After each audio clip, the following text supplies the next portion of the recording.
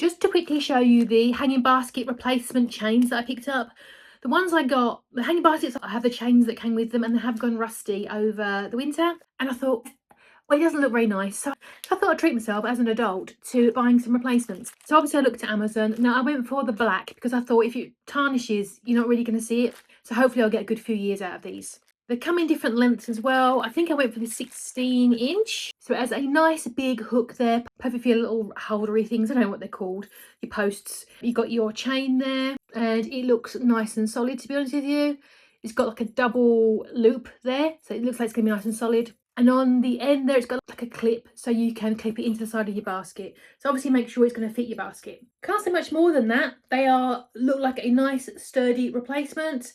I like the colour. They look perfectly anodised. I can't see any metal peeping through. The hook style is very similar to the ones I've already got, so I know that they're physically going to be lasting. It was just the fact that they're a bit tarnished and I'm spoiled and I wanted to buy some replacements so it looks nice. So yes, I'll be working on getting those replaced in the spring and looking lovely.